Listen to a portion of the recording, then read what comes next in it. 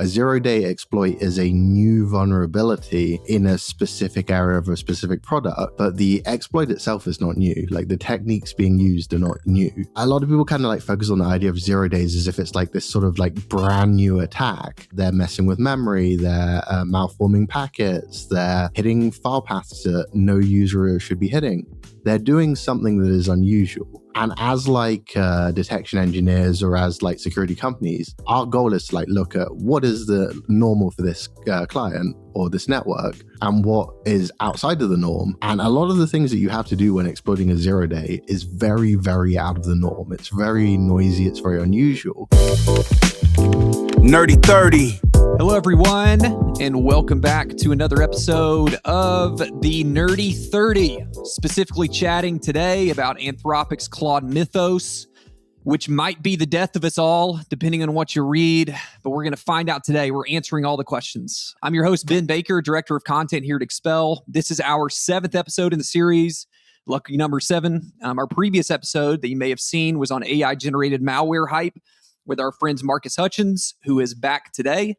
We also have episodes on the state of the MDR market, how to measure your SOC, even on how to study for cybersecurity certifications, which was a particularly interesting one. You can check out all of those on demand at youtube.com/@expelsecurity. So you can do that. And while you're at it, go ahead and subscribe to our LinkedIn page. That would be linkedin.com/company/expel, because there you're going to hear all about upcoming Nerdy 30s this year. And there will be many. All right, let me plug this real quick before we get started. This is a practitioner-forward conversation with a bunch of nerds. I use that term endearingly. We are a whole bunch of nerds. And we've actually got another practitioner-forward conversation I want to mention. It's coming up. It's a conversation with some security engineers from a firm in AWS, talking all about a firm's cloud security environment and how they've managed to defend a massive cloud footprint with an extremely lean team, a team of 5. That's right, 5. If you want to check that out, it's coming up on May the 20th. You can go to this link right here, expel.com/affirm, and register for that session. It's going to be great. All right, before I tee up our topic and intro our guests, let me first address the format. Like I said, this is something that we like to call the Nerdy 30, which is 30 minutes on nerdy topics. After I intro our guests, I'm going to put a timer on the screen counting down from 30 minutes. At the end of 30 minutes, an alarm will go off, and at that point, the discussion will be over, done. Anything left to be said, we'll find a way to say it, whether it's in a blog, but it won't be here. However, I'll say this. We will answer some questions. Feel free to drop any questions or comments in during the session, though we may hold questions till the end. We'll likely choose a couple and then address the rest in a blog as necessary. By the way, you can find our blog at expel.com/blog. If you go there, lots of great content coming out from our team, from our threat team. You can actually subscribe to our blog there. You'll get a weekly roll-up of the blogs we produce, usually 2 or 3, and we won't harass you, I promise. So you should go check that out. All right, to the topic. Today, we're talking all about Claude Mythos. I've got 3 guests with me today who hold somewhat different views on the topic.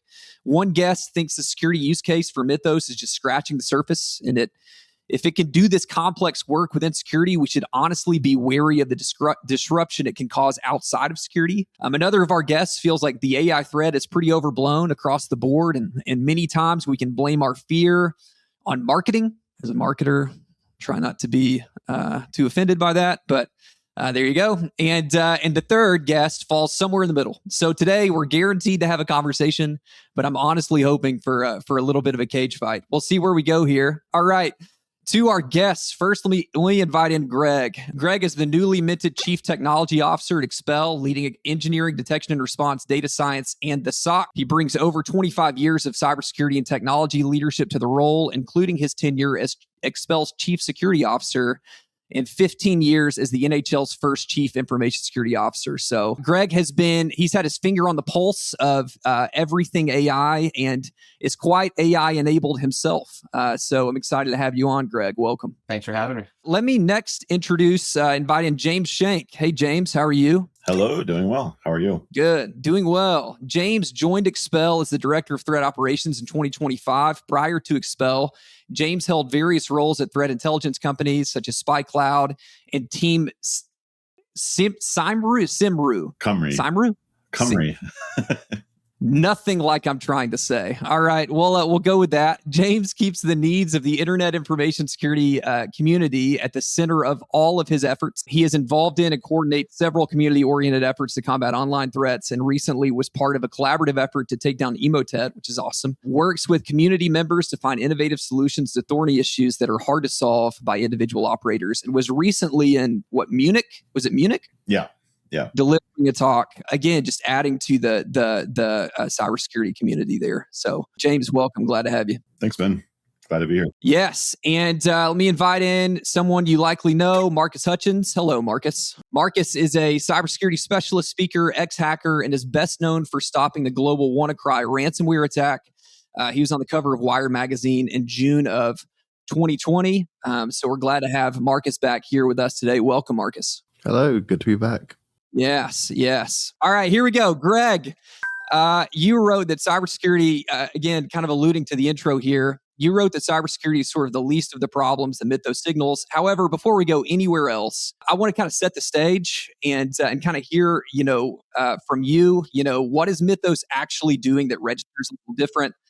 And why does it matter beyond sort of the vulnerability research use case that's kind of gotten all the headlines? Again, from your perspective, kind of set the stage for us. Well, I think first and foremost is it wasn't designed for cybersecurity specifically. Like it was just a new model, and it certainly had a step forward in its capabilities. And I think one of the first things they looked at was its ability to string together complex reverse engineering tasks and produce and string together vulnerabilities and produce outcomes. And so I think that was the one of the first things that they saw as problematic and why they continued its release to, they didn't release it to the public.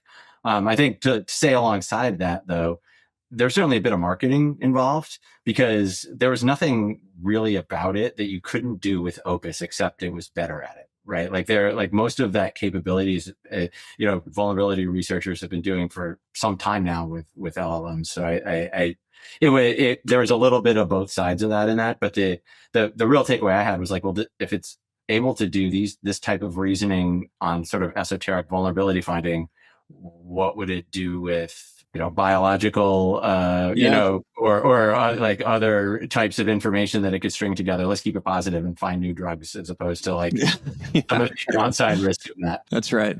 Yeah. James, Marcus, anything different about Mythos that sort of piqued your interest here? Like what are we staring at as we look at Mythos from your perspective? Yeah, to echo some of what Greg said, I for me, Mythos confirms the direction and the velocity of innovation with the models. It's the next step and the next model to be released. It's not the last, and it's not the apex either, right? Where it's just showing the directionality of the pursuit. But to Greg's point, and I think it's an incredibly important point, is the model wasn't specific to cybersecurity outcomes or driving cybersecurity sort of trained. It's not purpose built for cybersecurity, right? And so in terms of its disruptive capabilities, as we start looking to the future for what these LLMs will do in the end, it's a whole new day, really. I think there's going to be a lot of widespread impacts to not only business operations, but just human life. And it's going to be interesting as that develops from a cybersecurity perspective, how we respond to that. Marcus, anything to add to that? Do you have any sort of point of view on this? Like what from your perspective, what are we looking at here? My perspective is I don't really know what we're looking at because I personally have not gotten a chance to try Mythos. I have like a bit of experience with Opus. I spent some time like researching like ChatGPT, some of the open weight models. But I prefer to like talk about like what we actually like, what I have in front of me, like what I can see and what I can touch. Because at the end of the day, it's very easy to say like, oh, my new product, it's the best product that's ever like been made. It's super intelligent. It can do everything. But you can't see it because it's just too good. Like it's too good for you to use. So I'm of the opinion, is there an advancement there? Probably. But how much of an advancement? We don't really have the data to tell that. Like a lot of what they published was we got some small slivers of insights. We got a bit of information about how much it cost to find these vulnerabilities, what kind of vulnerabilities they found.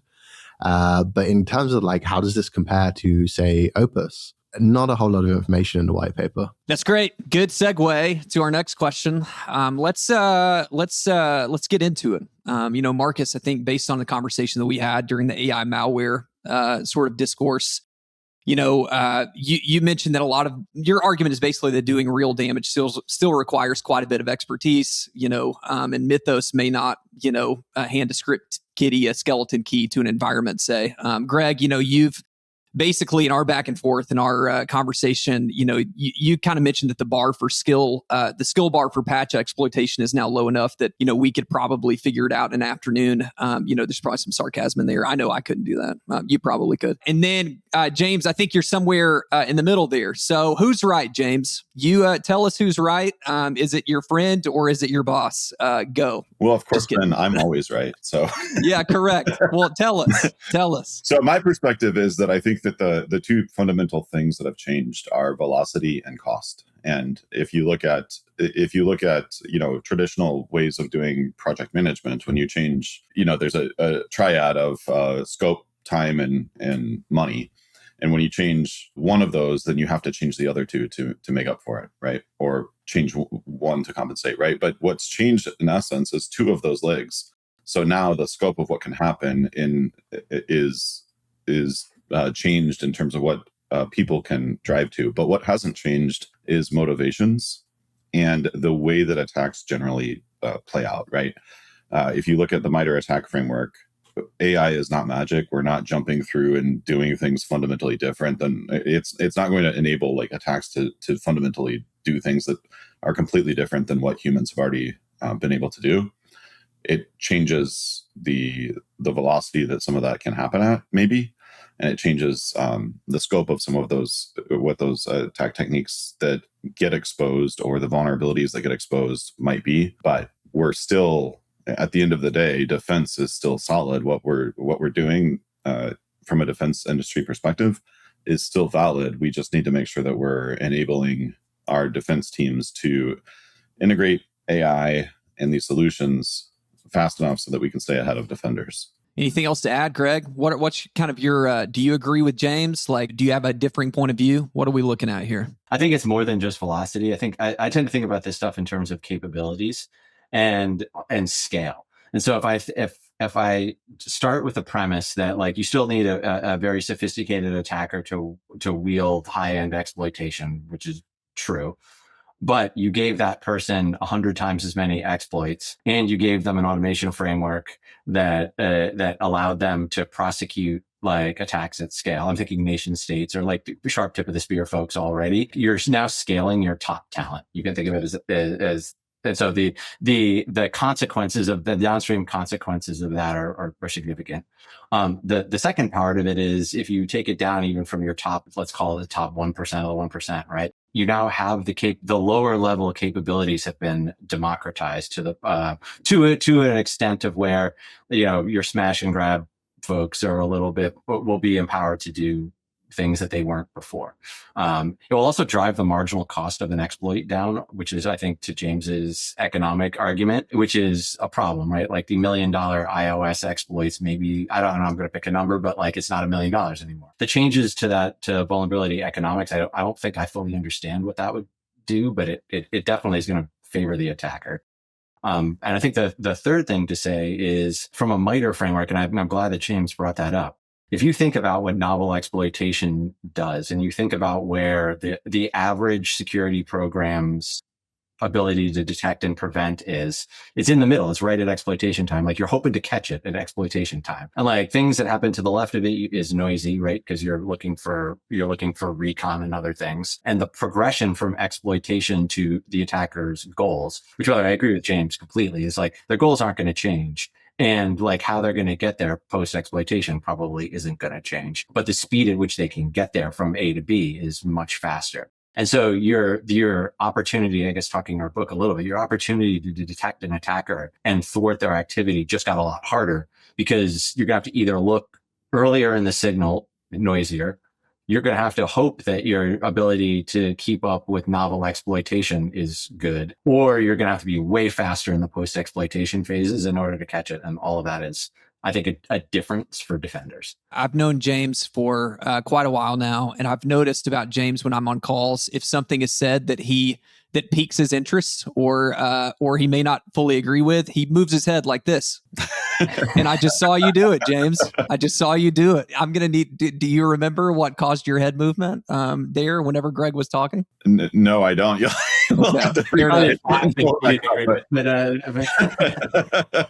That's all right. That's all right. Yeah, I'm not really sure. No, that's all right. That's all right. That's okay.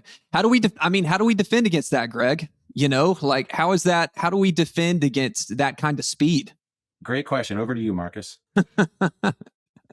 I mean, okay, so firstly, we have to get to the argument of the speed is increasing, because I have not seen evidence to suggest that yet.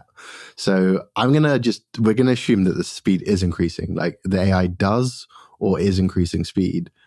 Not a lot of the actual fundamental underlying techniques have changed, right? Like, okay, sure, a zero-day exploit is a new vulnerability in a specific area of a specific product, but the exploit itself is not new. Like the techniques being used are not new. And I think that's a lot of people kind of like focus on the idea of 0 days as if it's like this sort of like brand new attack, whereas they're messing with memory, they're malforming packets, they're hitting file paths that no user should be hitting. They're doing something that is unusual. And as like detection engineers or as like security companies, our goal is to like look at what is the normal for this client or this network and what is outside of the norm. And a lot of the things that you have to do when exploiting a 0 day is very, very out of the norm. It's very noisy. It's very unusual. And I don't think we necessarily need any like crazy new system. I think we just need to be detecting the actual like, what is the exploit doing? Like, is there heap spraying going on? We can write detections for that. Is it using like malformed file formats? We can write detections for that. And then as James said, like the attackers do still have to get to their goal. And we know what their goals are because they're the same goals that they have always been.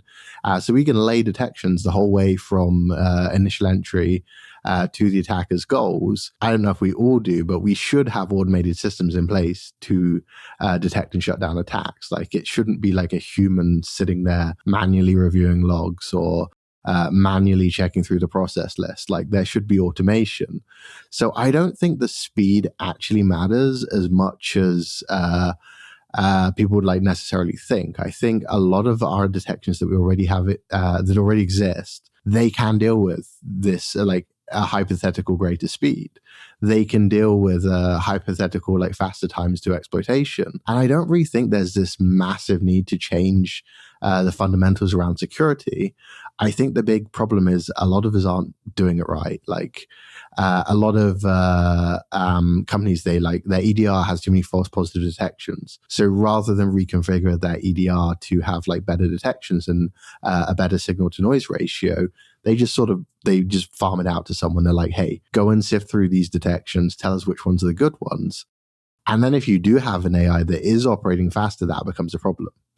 But that is not a problem of the AI is going too fast for our detections. It's that we weren't refining the detections well enough, so there was such a high signal to noise that some human was having to sift through that. Reactions to that, Greg, James? I'll jump in first. So I don't think that there's anything inherent about 0 days that guarantees that signal gets generated. I understand the perspective that they're noisy, they're doing something different, but that doesn't always lead to signal being generated. So I think one concern of if a future outcome is more 0 days are generated, one concern is whether or not that creates a more detectable or a less detectable sort of initial entry vector. But as you mentioned, after that, I agree with like any broad detection strategy should cover several elements of the MITRE attack framework and different stages of attack. So there would still be signal elsewhere.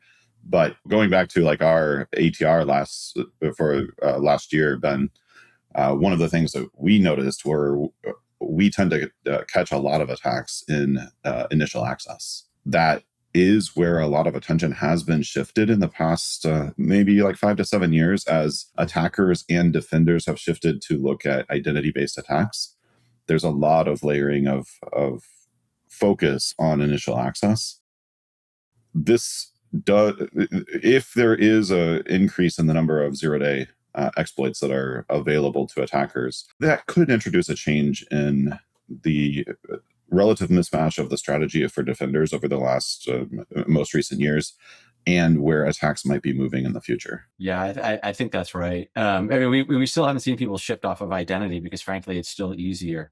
And like why pull out something that's more advanced and frankly more likely to fail than something that is like the tried and true, like I got you to tell me your password and click OK to the MFA push and away we go in our Batmobile. I want to respond to one thing that Marcus said because it was interesting, and I want to push back a little bit, which is I agree that you could probably on two hands list the classes of things that an exploit does. It's memory of like a variety of memory corruption, a variety of call flow graph manipulations, like all of the things that happen to manipulate a process into doing things. I have not yet seen consistent behavior of monitoring of attack classes. Like we still have a lot of the EDR and a lot of the, at least that I have seen and I'm aware of, and please correct me if I'm wrong, but a lot of those are we've kind of failed as an industry at behavioral stuff because it's always hard and it always ends up noisy. I mean, maybe this will be the moment we actually get that right.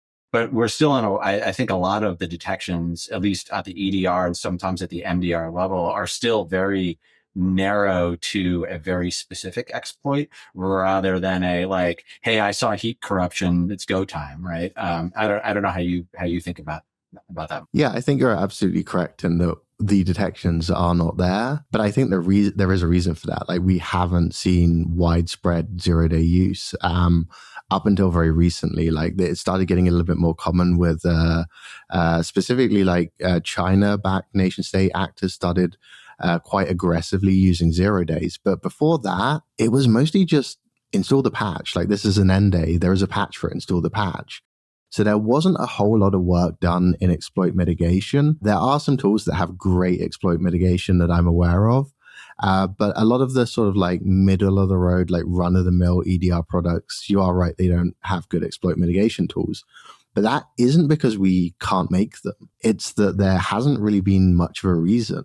Like, if you're getting hit by 0 days, something's wrong. The chances are you're being hit by a very targeted attack and they're going to get in regardless, which is a lot different from, okay, people are just spraying 0 days everywhere.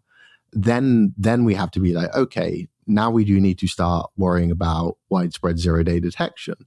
But the actual mechanics of the 0 day, they're really that novel. Your standard memory corruption on, say, any modern system, you've got to get past things like heap fragmentation, heap bucketing.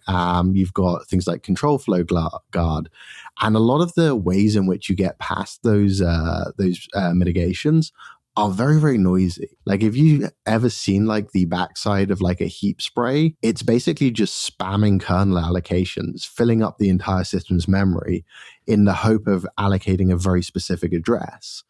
And that is something that is very, very detectable. Have we made good detections for it? Yeah, I don't think we have. But we can write tools to be oh, look, someone is spamming allocations on the system. I wonder what that's for. Or, oh, look, someone has sent the same weird request that doesn't match any of the normal requests 100 times. So I think the gap is kind of where we could be versus where we are. And my argument is it doesn't take a whole lot to get to where we need to be. It just needs the motivation, which we didn't have until now. So to pull the thread there a little bit, I think that's actually a prudent point. But bringing it all together, though, that motivation element is on both sides, right? The defenders and the attackers, because the as Greg mentioned, attackers haven't had to innovate because they've had quite a lot of success, right?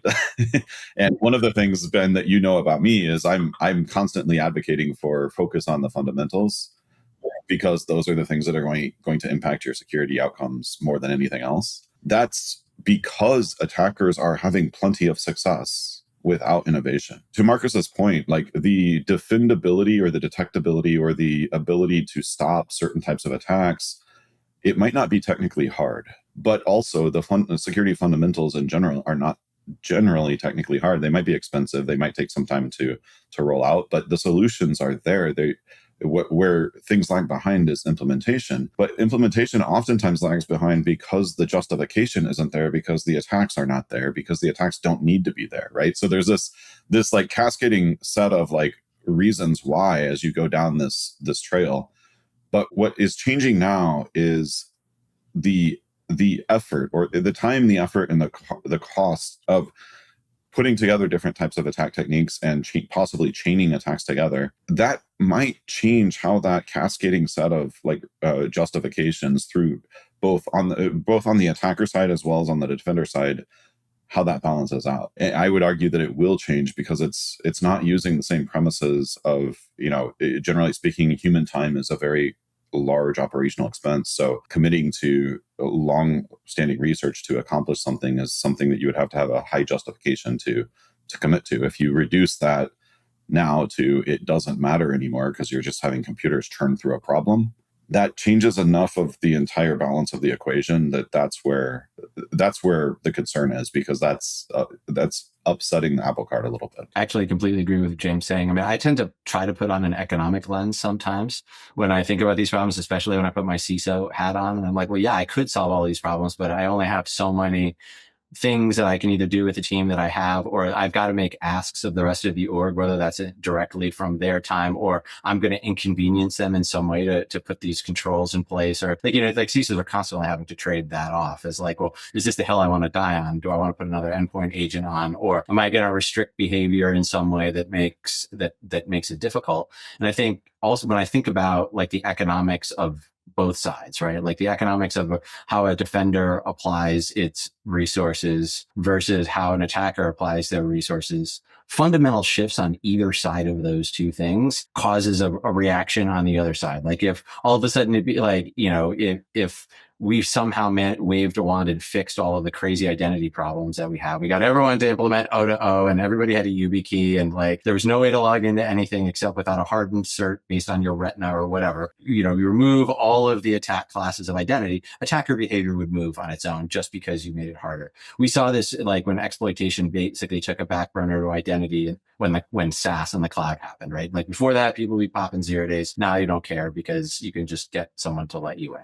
Like, I think those shifts will come again, mainly because if it starts to cost a lot, or it starts to become something else becomes very cheap, then both sides have to adapt to the new landscape. And I did want to point out one other thing about the fundamentals. Well, one of the fundamentals is patching, but now patching is a risk because the second Microsoft ships a patch Tuesday, like even I can figure out how to build a 0 day or 1 day from patch Tuesday. Like diffing 2 DLLs is with an LLM is not really all that challenging. And I think that worries me a little bit too, because if you talk to any big enterprise, like how fast can you patch all your Windows servers? And like that time is not measured in hours or days. Sometimes it's weeks or months. And now you're like, or years. And now you're like, or they can't because they can't actually patch that thing because some video driver needs to stay in place. Like you are now existing inside the patching loop of these enterprises. So those two separate things, but like a little bit of the CISO lens on like, wait a minute, I've got theory of constraints here that maybe aren't as low to the ground as the exploitation. No, I know the patching thread is something that you and I talked about, Greg, whenever we talked one-on-one. Yeah, any thoughts from James or Marcus around that and how the patching window is a concern now? If the speed of systems like this are real, and they can be exploited this quickly, that being more of a concern than it has been in the past. I think prior to AI, the average time for a lot of the actual useful exploits was a day. Exploit developers were able to turn that stuff around on a dime. Obviously, we didn't see that because most of that stuff was being sold to nation states. So the criminals had no desire for exploits because, as Greg has pointed out multiple times and is 100% correct, criminals don't need it. They can get you to give them your password. So they don't need the resources to spend time doing patch diffing or finding 0 days. So we're still in that mechanic of the patch diffing time was not that slow pre-AI. And we never really saw much materialize out of that because they never needed the exploits. So we're sort of stuck in this phase of we won't really see any change from it until the criminals decide that there is some economic incentive to either use 0 days or end days. But I don't think that's coming anytime soon. Like, I don't think we're fixing identity anytime soon. I don't think we're going to fix malware anytime soon. So I think we might see some changes in sort of like the lower end nation states who maybe didn't have like the money to purchase like high end 0 days. But I don't really foresee like a massive change in the criminal landscape. We got 3 minutes left.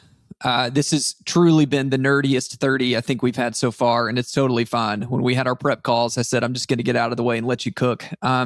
I guess maybe as we got a couple questions in the chat, and continue to send them in, guys, if you got any questions. But maybe it's just sort of a takeaway. What should security teams be thinking about right now? And maybe I'll start with Marcus, because it seems like a sort of a wait and see with regard to Mythos, again, because you haven't been hands-on. But is identity really what it's is it the basics, Marcus? Is that what companies should be worried about today? 100%, it's the basics. Like, I'm sure someone in the company has these stats. I personally don't, but just from looking through our internal logs, like the amount of attacks that are either identity or someone has clicked on a click fix link or some similar attack, it's got to be like 99%. Yeah. Greg? I agree. It's basics, but faster. Like, it's going to come faster and harder. I think the main distance between what Marcus thinks and what I think, I don't want to put words in your mouth, but it's like, I think the democratization is the problem, right? Like if you're thinking about the same attackers, you're right. But if you're thinking about like, oh, now there was all of the people a tier below the attackers you're already seeing who are now have these capabilities. Like, I think now they're like new players are going to enter the game, or players that weren't as sophisticated are going to now have different capabilities. But the answer remains the same. Make sure that you have good coverage, you have good detection engineering, but it's going to just realize the tempo is going to increase. Yeah. James? I agree fully with both what Greg and Marcus said, but I wanted to offer a different perspective. I think that the way to think through this is to think about the business dynamics, not the security dynamics. In essence, defense and offense, defense and attackers, they're both running businesses. They both are motivated by some purpose. And that's going to inevitably drive the changes in the attacker and defender sort of dynamics. And, to Greg's point, I think he raised a very relevant point here, is that in his role as CISO, he's always triaging priorities and figuring out where to apply their focus.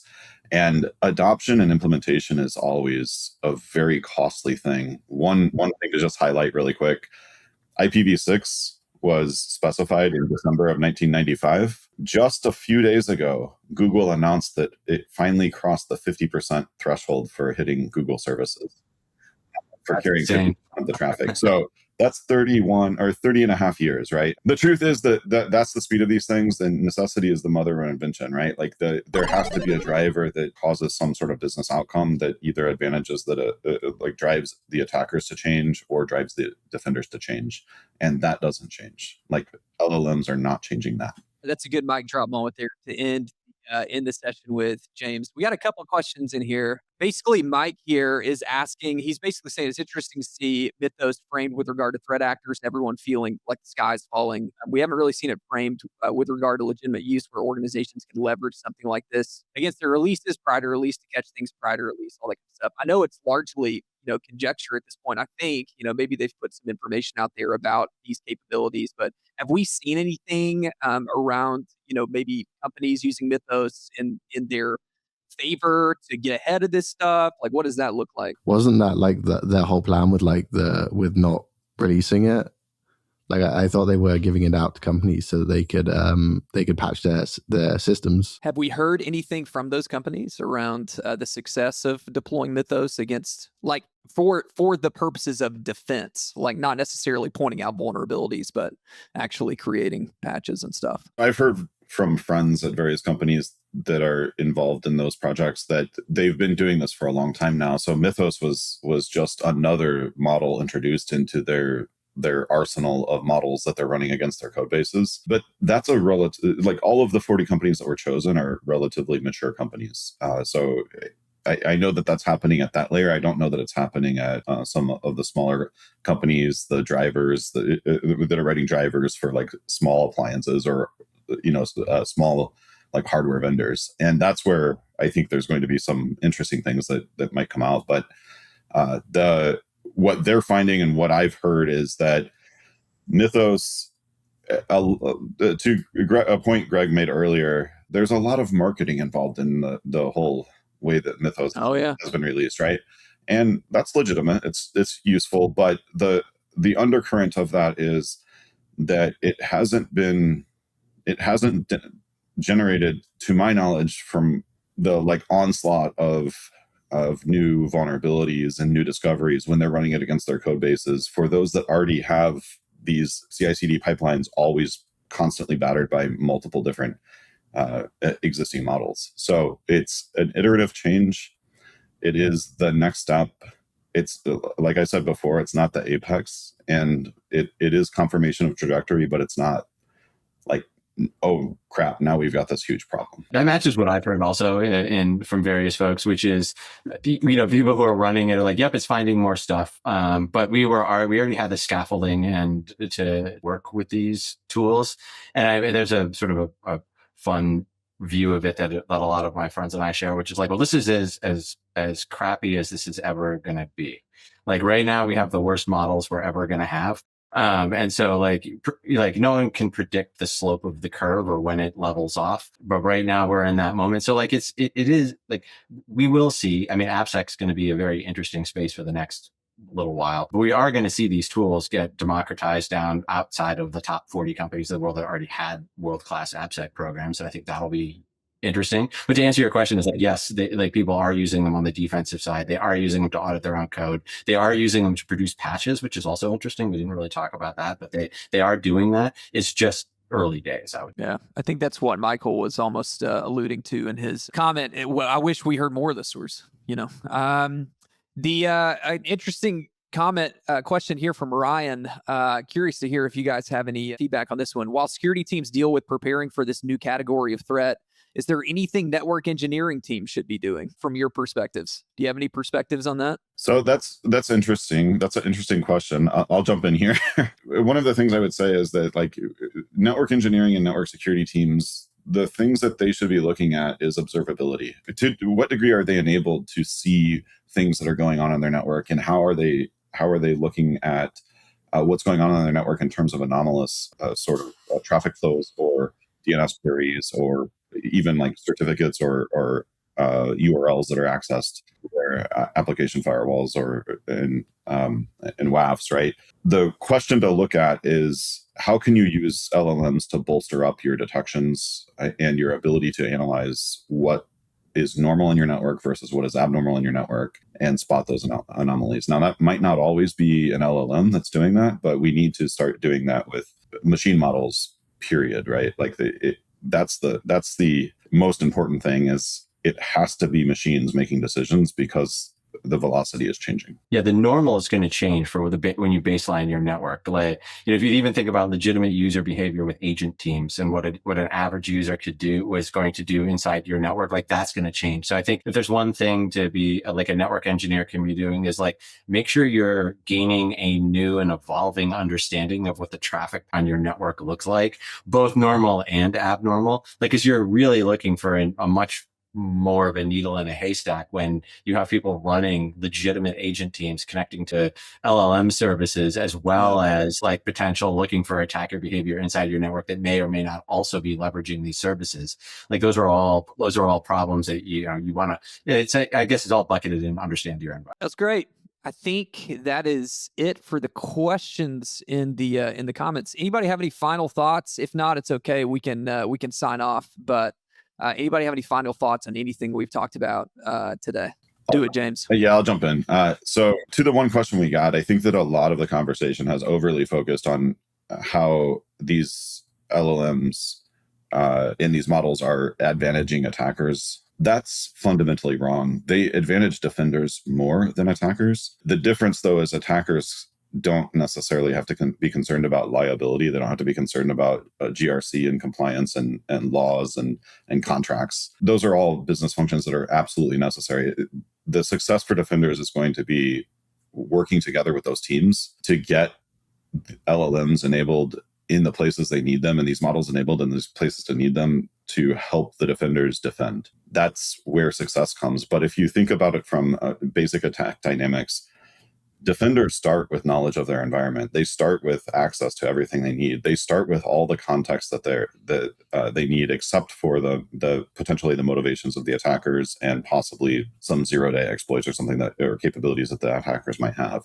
That's the only thing they're missing. The rest of it is things that attackers need to discover as they're carrying out their attack or as they're doing their reconnaissance. Those things are where the benefit lies for defenders. So leveraging those, combining the same techniques, and playing through playbooks of understanding how attacks can be carried out against your environment, as well as how to align your defenses to shore up the places where you're weak. We can do this. We have the advantage. We have the information at our fingertips. I would challenge us all to understand how the only way that these advantage attackers over defenders is by defender inaction. That's good.